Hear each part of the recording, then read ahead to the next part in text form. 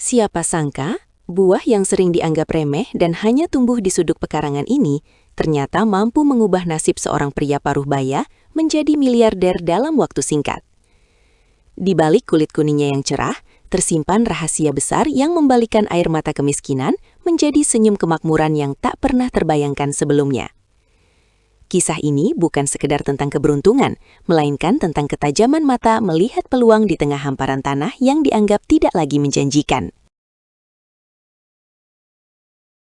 Di sebuah desa terpencil yang terletak di kaki gunung, hiduplah seorang pria bernama Pak Aris, yang kesehariannya hanya ditemani oleh cangkul tua dan sepasang sepatu pat karet yang sudah mulai retak dimakan usia.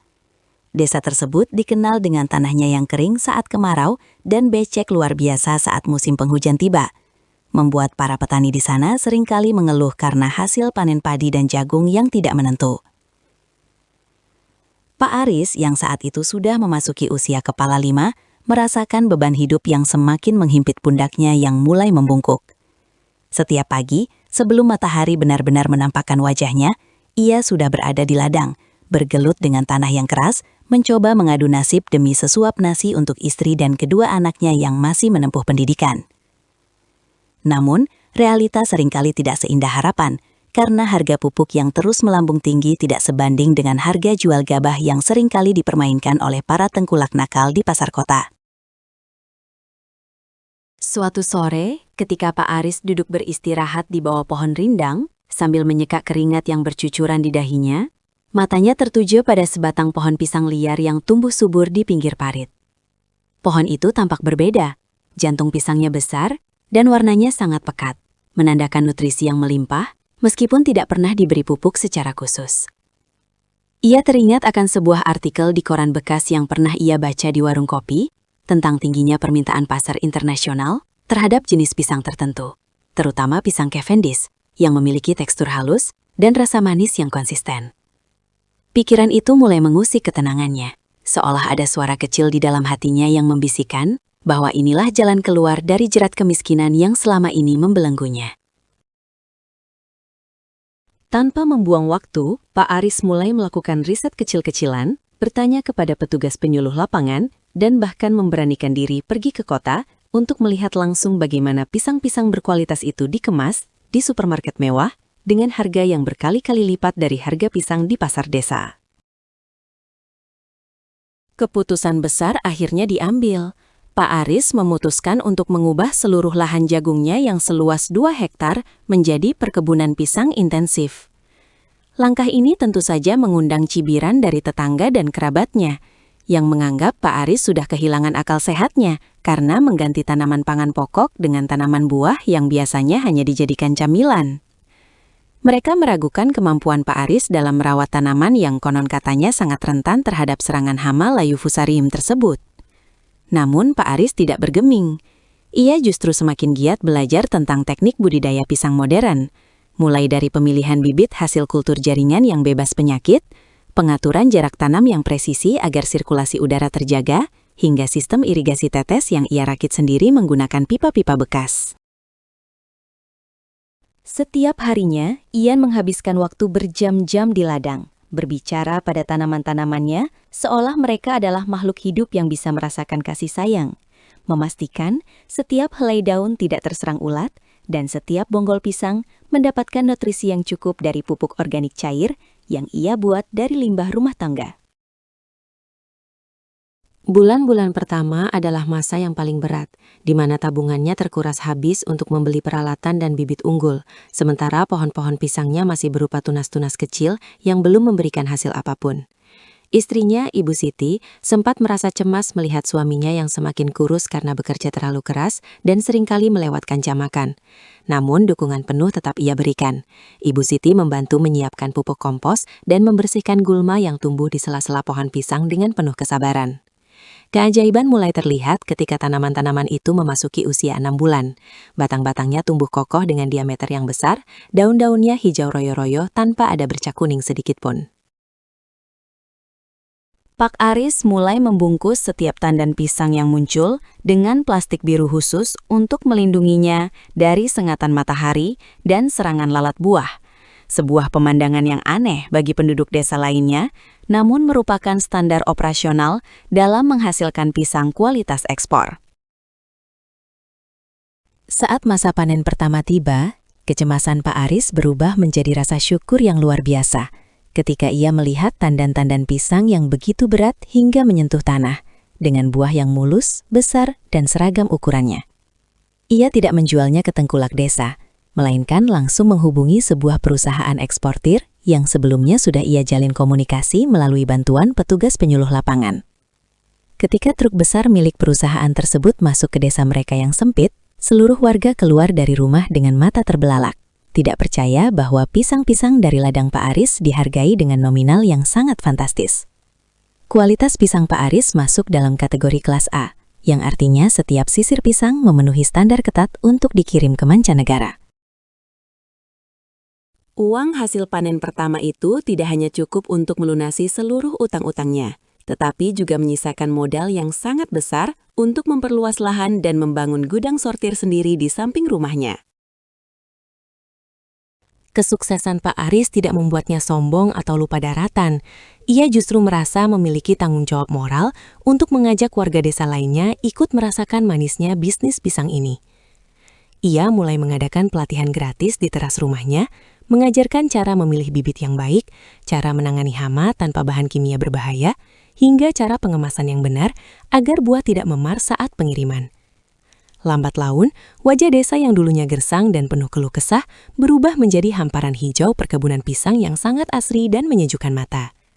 Pak Aris membentuk sebuah koperasi petani pisang yang ia beri nama Maju Bersama, di mana melalui koperasi ini, para petani memiliki posisi tawar yang lebih kuat terhadap pembeli besar dan bisa mendapatkan pupuk serta peralatan dengan harga yang lebih terjangkau. Kehidupan sosial di desa tersebut meningkat drastis. Rumah-rumah bambu mulai berganti menjadi bangunan permanen yang kokoh. Anak-anak desa tidak lagi putus sekolah, dan angka pengangguran menurun tajam karena banyaknya tenaga kerja yang terserap di perkebunan dan gudang pengolahan. Kini, Pak Aris dikenal bukan hanya sebagai petani sukses, melainkan sebagai pahlawan ekonomi di daerahnya yang berhasil membuktikan bahwa dengan inovasi, ketekunan, dan keberanian keluar dari zona nyaman, sektor pertanian bisa menjadi tambang emas yang tak ternilai harganya. Ia sering diundang ke berbagai seminar nasional untuk berbagi inspirasi. Namun ia selalu menekankan bahwa kunci utamanya adalah mencintai tanah yang kita pijak dan memperlakukan tanaman dengan sepenuh hati. Setiap kali ia melihat buah pisang yang kuning sempurna di meja makannya, ia selalu teringat akan perjuangan masa lalunya yang penuh peluh. Dan hal itu membuatnya semakin bersyukur atas segala nikmat yang Tuhan berikan melalui perantara sebuah tanaman sederhana bernama pisang.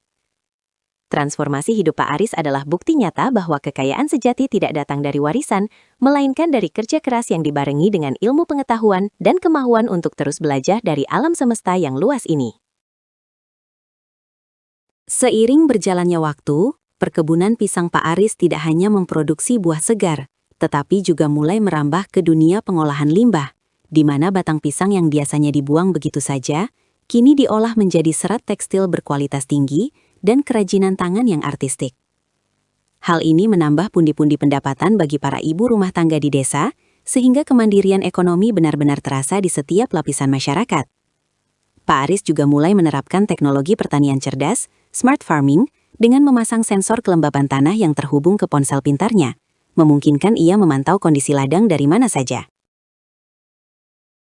Meskipun sudah menjadi orang yang sangat berkecukupan, Pak Aris tetaplah sosok yang sederhana. Ia masih sering terlihat mengenakan topi capingnya dan turun langsung ke lapangan untuk memeriksa kondisi tanaman. Karena baginya, aroma tanah setelah hujan dan pemandangan daun pisang yang melambai di tiup angin adalah kemewahan yang tidak bisa dibeli dengan uang sebanyak apapun.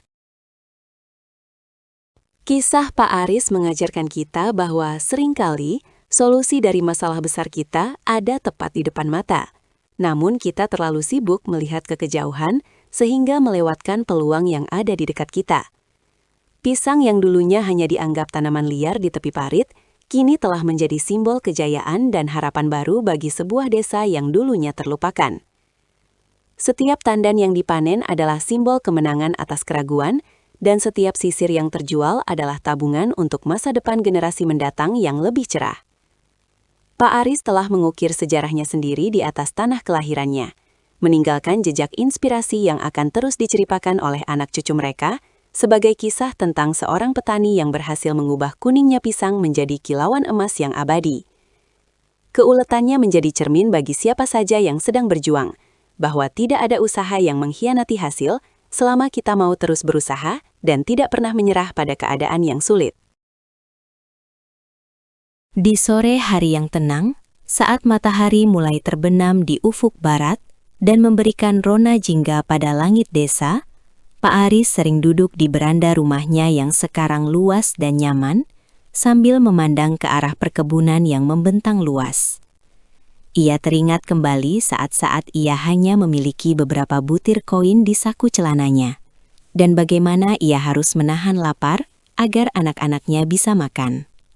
Kenangan pahit itu kini menjadi bumbu yang manis dalam setiap tegukan teh hangat yang ia nikmati, mengingatkannya bahwa badai pasti berlalu dan pelangi akan muncul bagi mereka yang sabar menanti.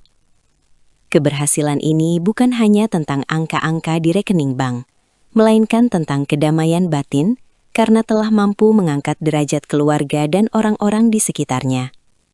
Desa yang dulu sepi, kini riuh dengan suara tawa dan aktivitas produktif, menciptakan harmoni kehidupan yang indah antara manusia dan alam, yang saling memberi dan menerima.